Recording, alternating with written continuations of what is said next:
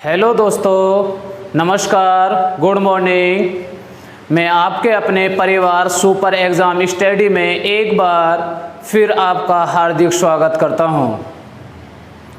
तो दोस्तों, हम बात कर रहे थे संविधान का निर्माण। जो संविधान संपन्न हुआ था उसमें हमने छोड़ा था कि संविधान सभा जो चल रही थी,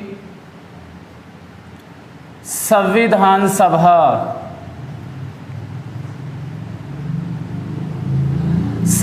सभा में मैंने बताया था उसमें से कुछ समितियां बनाई गई थी, जिसमें से एक समिति का नाम था परामर्श समिति।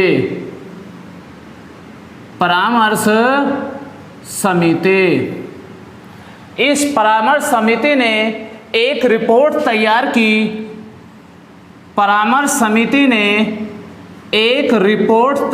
की। और उस रिपोर्ट को संविधान सभा के संवैधानिक सलाहकार बी.एन. राव के पास भेजा और बी.एन. राव ने उस रिपोर्ट का एक प्रारूप तैयार किया और उस प्रारूप पर विचार करने के लिए प्रारूप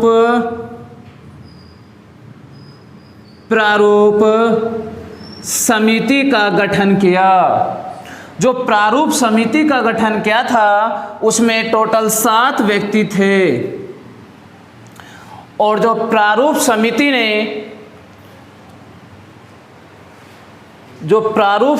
ने 21 फरवरी 1948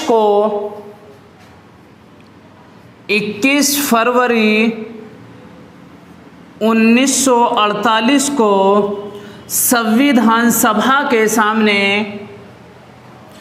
इसको पेश किया और संविधान सभा ने इस पर कुछ आलोचनाएं की, इस पर कुछ सुझाव दिए, इस पर कुछ सुधार किए।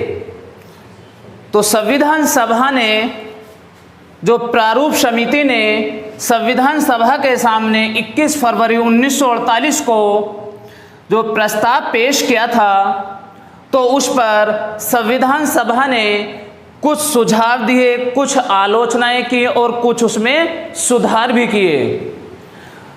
तो इसमें कुछ बदलाव करने के बाद फिर प्रारूप समिति के पास भेज दिया।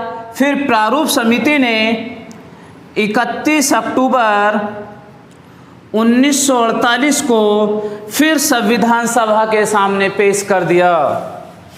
31 अक्टूबर 1948 को संविधान सभा के सामने पेश कर दिया। और इसी टाइम से शुरू होती हैं रीडिंग्स, वाचन, के संविधान सभा यानी प्रारूप समिति में कुल कितने वाचन हुए। तो कितने वाचन हुए थे? टोटल 3 वाचन हुए थे। मैंने ये भी बताया था कि वाचन कब कब हुए। टोटल 3 वाचन हुए। उन 3 वाचनों में जो सबसे अंतिम वाचन था वो 14 नवंबर से लेकर 26 नवंबर 1949 तक अंतिम वाचन चला। 14 नवंबर से 26 नवंबर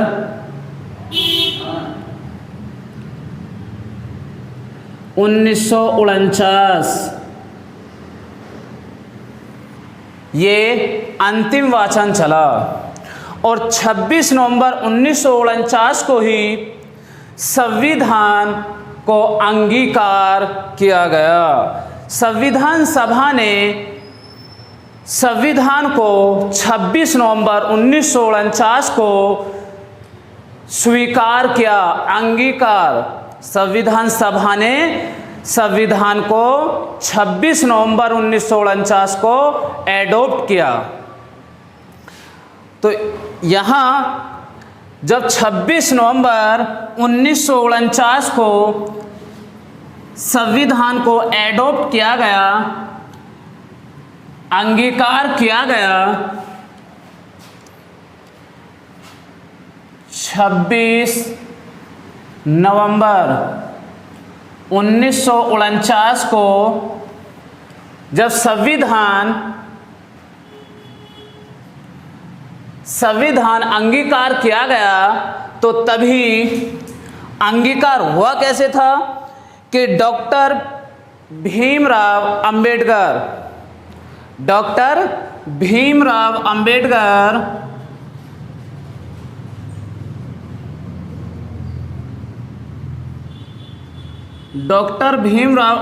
ने 26 नवंबर 1949 को संविधान सभा के सामने एक प्रारूप प्रस्तुत किया या एक प्रस्ताव पेश किया और उस प्रस्ताव को पास करा लिया। और उस प्रस्ताव को पास होते ही संविधान सभा की 26 नवंबर 1949 को संविधान सभा में टोटल 284 लोग उपस्थित थे और 284 सदस्यों ने 26 नवंबर 1949 को संविधान की प्रतिलिपि पर हस्ताक्षर कर दिए। तो क्वेश्चन बनता है, संविधान की प्रतिलिपि पर कुल कितने सदस्यों ने हस्ताक्षर किए? तो कितने सदस्यों ने हस्ताक्षर किए? 284 सदस्यों ने हस्ताक्षर किए। इसमें से 284 सदस्यों में कितने उसमें महिलाएं थीं? तो मैंने बताया था कि 284 सदस्य टोटल थे, उनमें से 8 महिला भी थी। अगर क्वेश्चन ये पूछ लिया जाए कि संविधान की प्रतिलिपि पर कितनी महिलाओं के हस्ताक्षर हुए, तो 8 महिलाओं के हस्ताक्षर हुए। यह संविधान सभा में कुल कितनी महिलाएं ने भाग लिया? तो जब भाग लिया था 15 महिलाओं ने। तो अब इससे आगे चलते हैं, समझ में आया होगा।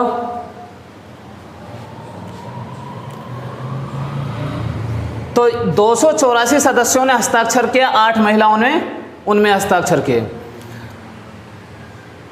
तो इससे आगे बात करते हैं कि संविधान जो बनकर तैयार हुआ था, संविधान बनकर तैयार जो हुआ, उसको तैयार होने में कुल कितना समय लगा? तो संविधान बनकर तैयार हुआ 2 वर्ष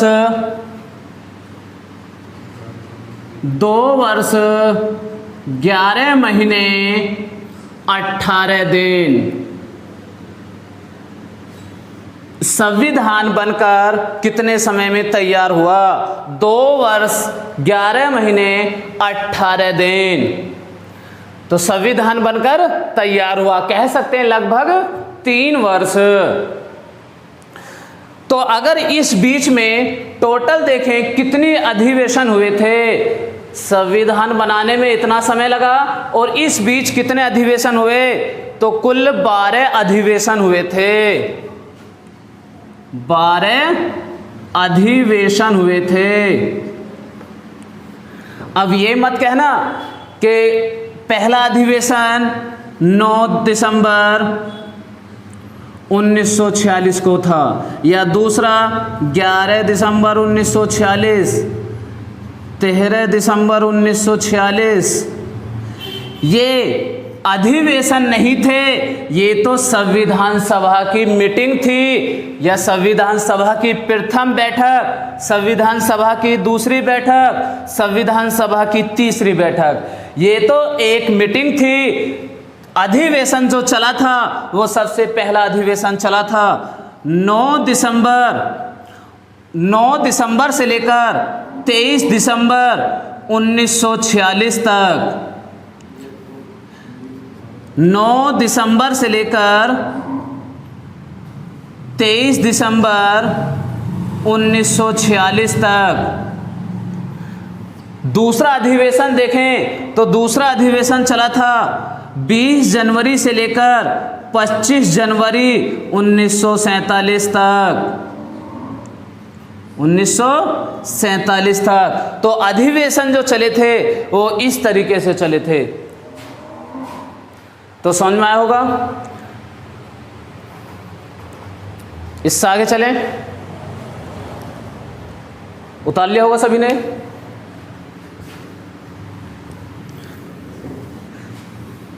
सभी स्टूडेंट नोट्स तैयार करते हुए चलें, कोई भी पॉइंट छोड़े नहीं, एक एक बात को लिखते हुए चलें। अब बात करते हैं इससे आगे कि संविधान सभा की अंतिम बैठक कब हुई। तो संविधान सभा की अंतिम बैठक 24 जनवरी 1950, 24 जनवरी 1950 को संविधान सभा की अंतिम बैठक हुई।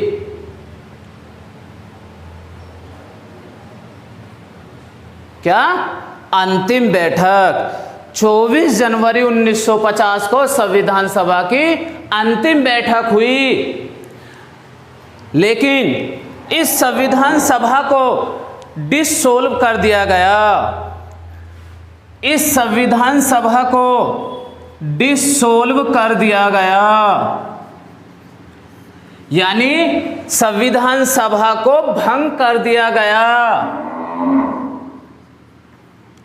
और इस संविधान सभा को भंग कर इसे नाम दिया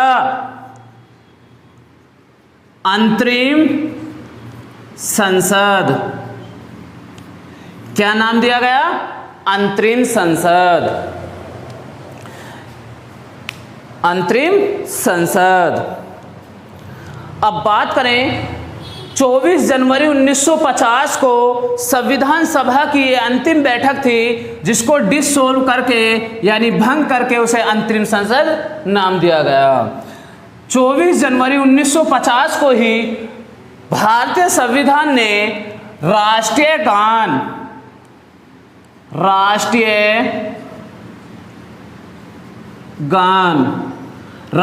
गान को स्वीकार किया और राष्ट्रीय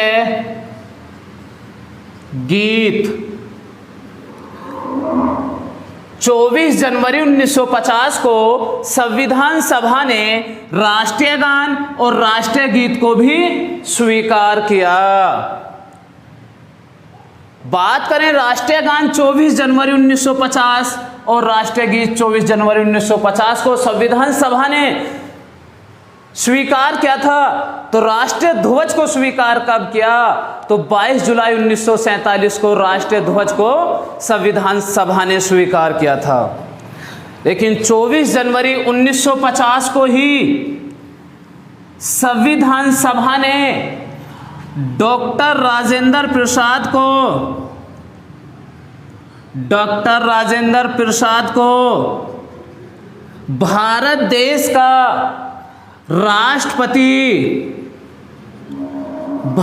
देश का राष्ट्रपति नियुक्त कर दिया। भारत देश का राष्ट्रपति नियुक्त कर दिया। ये जो राष्ट्रपति चुने गए थे, ये संविधान सभा की सर्वसम्मति से राष्ट्रपति चुने गए थे।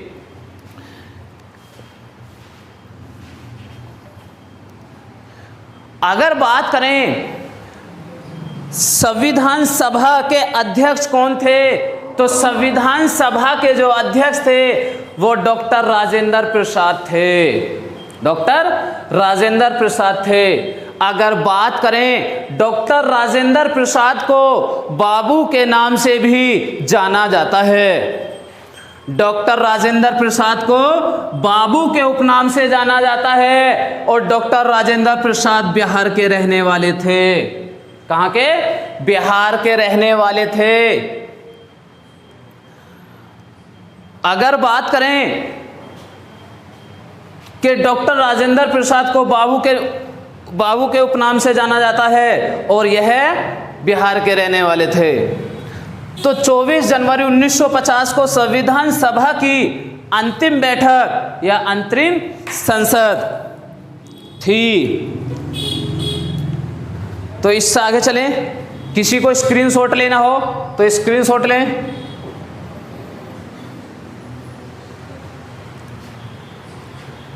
ले लिया होगा, चलें।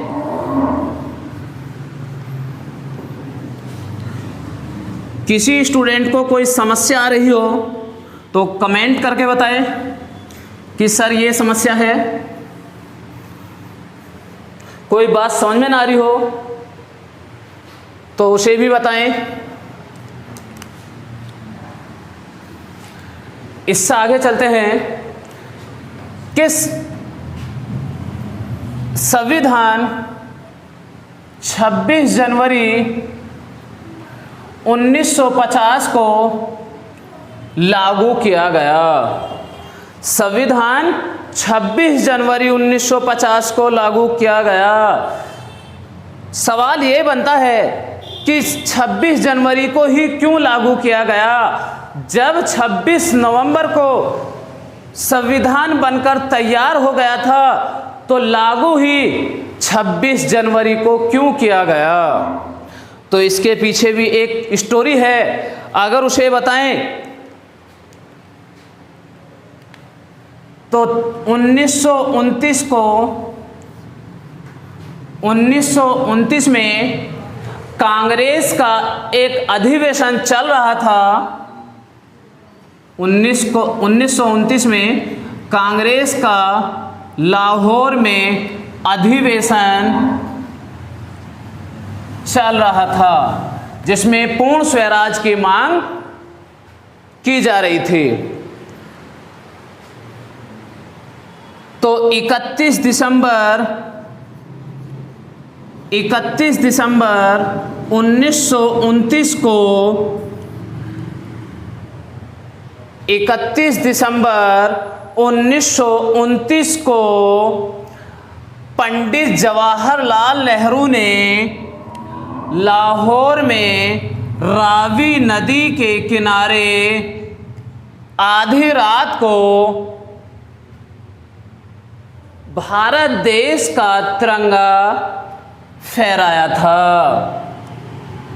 देखो 1929 में लाहौर में कांग्रेस का अधिवेशन चल रहा था। इस अधिवेशन में पूर्ण स्वराज की मांग की जा रही थी। तो 31 दिसंबर 1929 को लाहौर में रावी नदी के किनारे पर पंडित जवाहरलाल नेहरू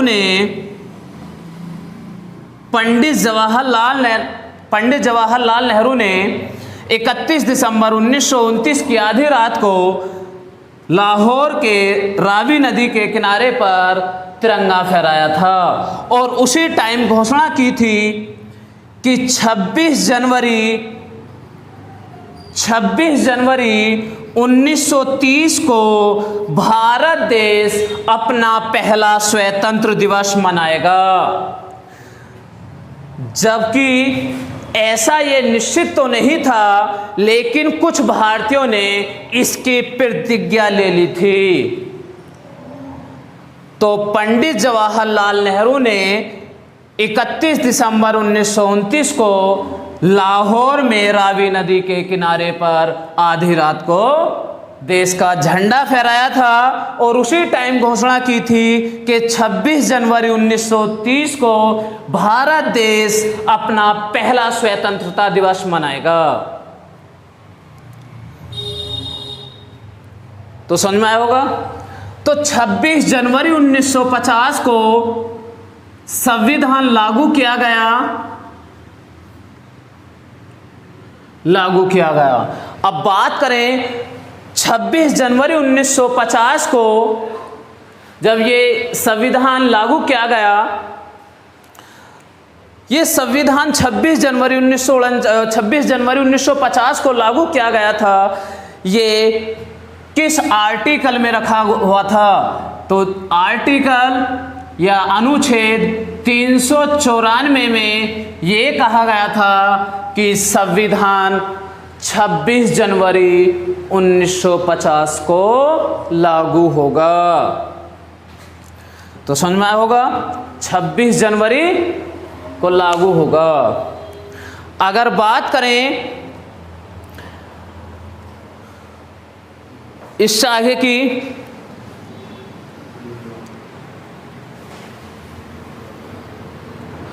तो संविधान को, अगर संविधान दिवस जो मनाया जाता है वो किस दिन मनाया जाता है?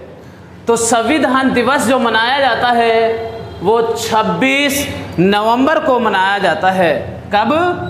26 नवंबर को हर वर्ष संविधान दिवस के रूप में मनाया जाता है। संविधान दिवस, या इसको कह सकते हैं विधि दिवस। क्या? विधि दिवस। अब बात करें तो 26 जनवरी को प्रति वर्ष जो मनाया जाता है वो मनाया जाता है रिपब्लिक डे, गणतंत्र दिवस। गणतंत्र दिवस। तो कुछ स्टूडेंट इसमें भी कंफ्यूज होंगे कि संविधान दिवस जो मनाया जाता है वो 26 नवंबर को मनाया जाता है प्रत्येक वर्ष या 26 जनवरी को मनाया जाता है। तो याद रखना, संविधान दिवस जो मनाया जाता है वो 26 नवंबर को मनाया जाता है और 26 जनवरी को तो गणतंत्र दिवस मनाया जाता है, रिपब्लिक डे। अब इससे आगे बात करें, उतार लिया होगा सभी ने, तो इससे आगे चलते हैं। समझ में आ रहा होगा सभी के?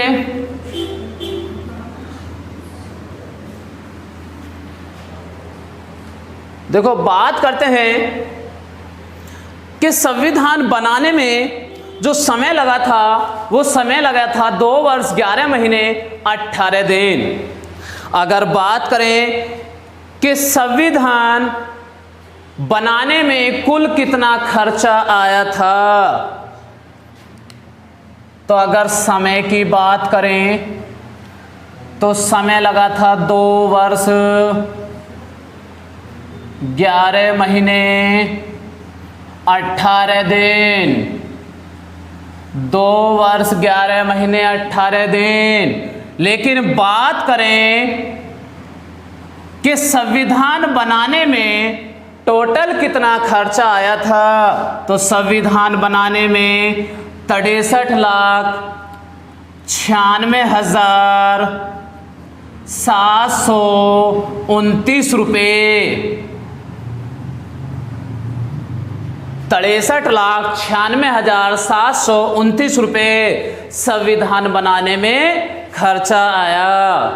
लेकिन बात करें संविधान, ये जो संविधान लिखा हुआ था वो संविधान अंग्रेजी में लिखा हुआ था, मूल संविधान अंग्रेजी में लिखा हुआ था, जिसमें अगर बात करें संविधान बनाने में जो अंग्रेजी शब्द का इस्तेमाल किया गया उसमें 1,17,369 अंग्रेजी शब्दों का इस्तेमाल किया गया। यह संविधान जो लिखा हुआ है वो भारतीय संविधान कितने शब्दों में लिखा हुआ है, तो भारतीय संविधान 1,17,369 शब्दों में लिखा हुआ है। इसमें लिखने में टोटल 254 पेन, 254 पेन निब्स का प्रयोग किया गया था। 254 पेन निब्स का प्रयोग किया गया था। अगर बात करें संविधान सभा बनाने में टोटल कितनी बैठकें हुई थी? तो बैठक की बात करें तो टोटल 105 बैठकें हुई थी। कितनी? संविधान सभा की टोटल कितनी बैठकें हुई? तो टोटल या कुल 105 बैठकें हुई।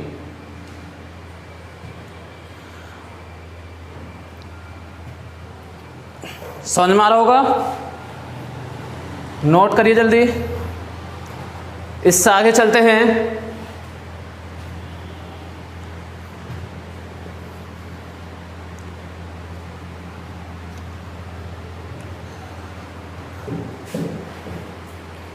देखो, मैं इतना डीपली बता रहा हूं कि इतना डीपली किसी भी बुक में नहीं लिखा मिलेगा आपको कि कितने पेन खर्च हुए, कितनी बैठकें हुई, कितने अंग्रेज संविधान को बनाने में कितने शब्दों का प्रयोग हुआ।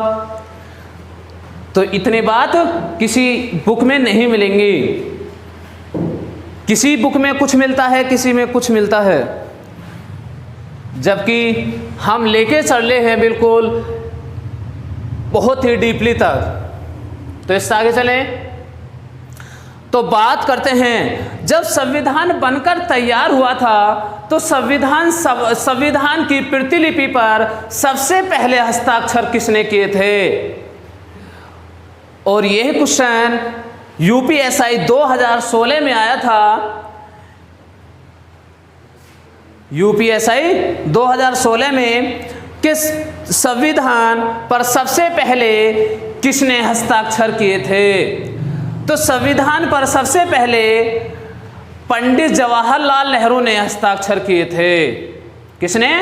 पंडित जवाहरलाल नेहरू ने हस्ताक्षर किए थे। तो इसको भी लिखना चाहो तो लिख सकते हो।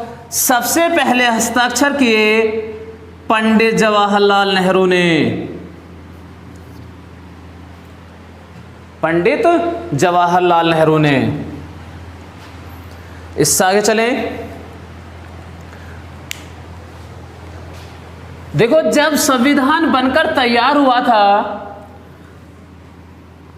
अब ये बताओ कि संविधान बनकर तैयार हुआ, इतने समय में जब बनकर तैयार हुआ, फिर ये संविधान सभा ने सोचा कब इस संविधान को किसके द्वारा लिखवाया जाए।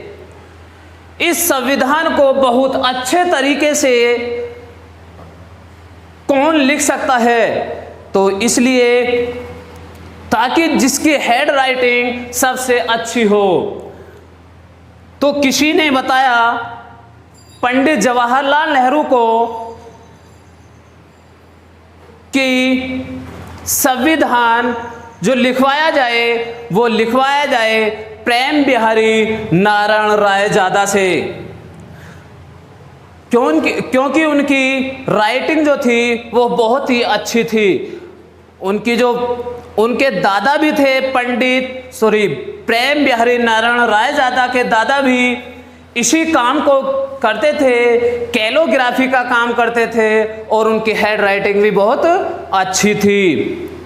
तो पंडित जवाहरलाल नेहरू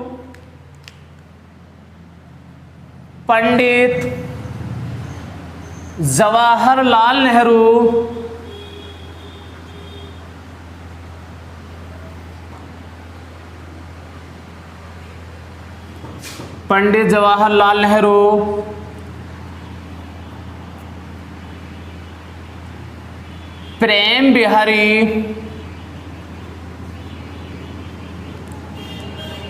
बिहारी नारायण रायजादा। पंडित जवाहरलाल नेहरू प्रेम बिहारी नारायण रायजादा के घर गए और उनके घर जाकर कहा कि आप संविधान को लिख सकते हो क्या? तो प्रेम बिहारी नारायण रायजादा ने कहा, जी बिल्कुल लिख सकते हैं। तो पंडित जवाहरलाल नेहरू ने कहा, तो बताइए आपका चार्ज क्या होगा? तो बताइए संविधान को लिखने में आपका चार्ज कितना होगा? तो प्रेम बिहारी नारायण रायजादा ने ये कहा कि ये बताओ मैं कितना खुश नसीब व्यक्ति हूँ जो देश का संविधान मुझसे लिखवाया जा रहा है। अगर ऊपर वाले ने मुझको इतना खुश नसीब किया है कि मैं अपने देश का संविधान लिख सकता हूँ, तो मैं इसके लिए कोई चार्ज नहीं लूँगा, कोई खर्चा नहीं लूँगा। लेकिन इसमें एक शर्त होगी। वो शर्त क्या थी?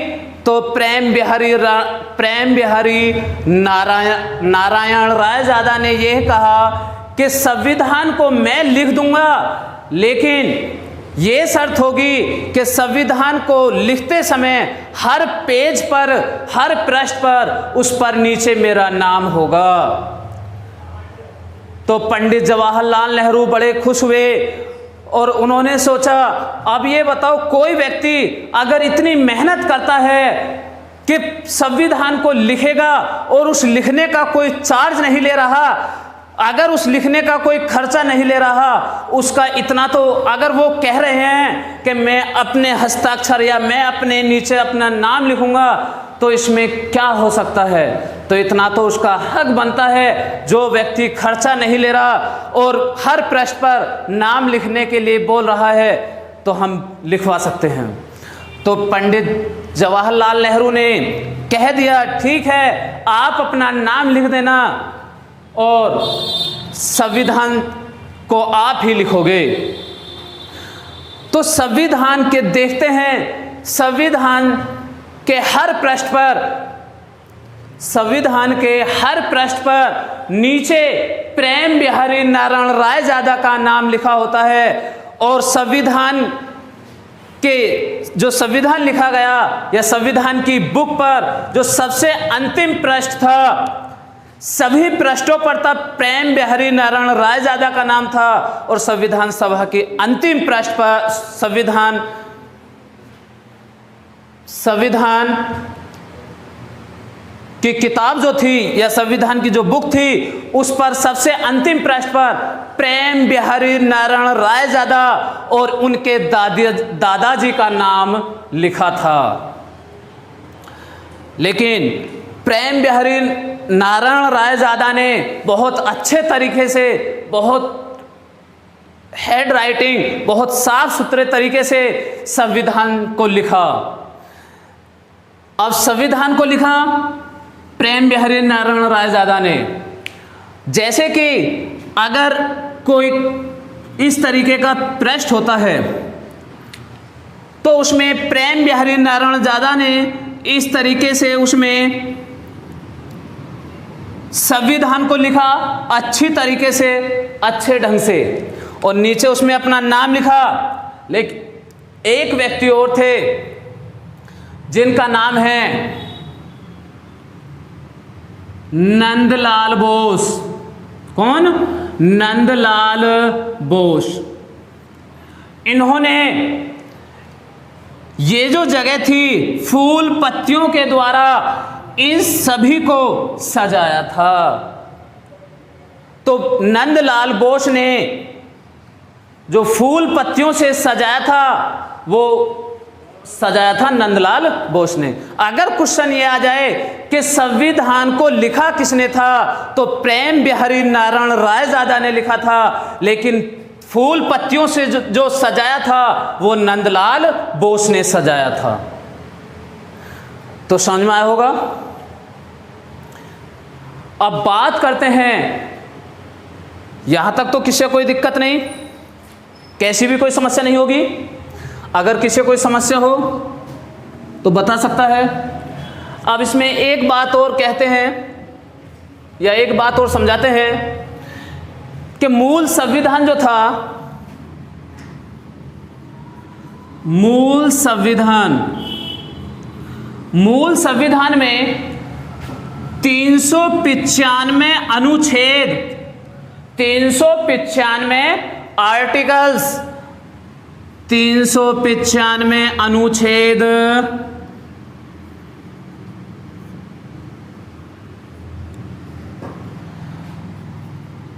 22 भाग,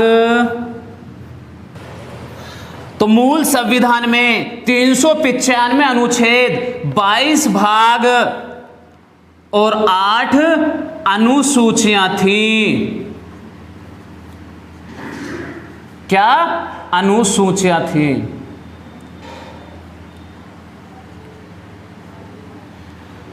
बात करें वर्तमान की कि वर्तमान में कितने अनुच्छेद, कितने भाग, कितने अनुसूचियां हैं, तो वर्तमान में 448 अनुच्छेद, कितने? 448 अनुच्छेद, 25 भाग, 12 अनुसूचियां। कितनी? 12 अनुसूचियां। और मूल संविधान में 3 सूचियां थी और वर्तमान में भी 3 सूचियां हैं। सूचियों पर अभी तक कोई फर्क नहीं पड़ा। मूल संविधान में भी 3 सूचियां थी और वर्तमान में भी 3 सूचियां हैं। लेकिन बात करें मूल संविधान, वो संविधान था जब 26 जनवरी 1950 को लागू हुआ था, वो मूल संविधान था। या मूल संविधान को हम तब तक कह सकते हैं जब संविधान में कोई संशोधन नहीं हुआ था। लेकिन जब संविधान में पहला संशोधन हो गया था तो उसमें वो मूल संविधान ना कहकर वो वर्तमान का संविधान कहलाने लगा। जैसे कि हम आज की बात करें कि आज का जो संविधान है, इस संविधान में इतने संशोधन हो चुके, तो ये मूल संविधान ना कहलाकर वर्तमान संविधान कहलाएगा। तो बात क्लियर? सभी को समझ में आया होगा? तो जो स्टूडेंट आज हमारे इस चैनल से नए जुड़े हों तो इस चैनल को सब्सक्राइब करें, बेल आइकन की घंटी को बजाएं ताकि हमारी हर वीडियो का नोटिफिकेशन आप तक आसानी से जा सके। और ज़्यादा से ज़्यादा लाइक और शेयर करें। जब आप जितना ज़्यादा लाइक और शेयर करोगे उतना ही ज़्यादा प्यार बढ़ेगा। आपका जितना प्यार बढ़ेगा उतना ही अच्छा रहेगा। तो हम आज की क्लास को यहीं समाप्त करते हैं, फिर मिलते हैं अगली क्लास में। तब तक के लिए नमस्कार।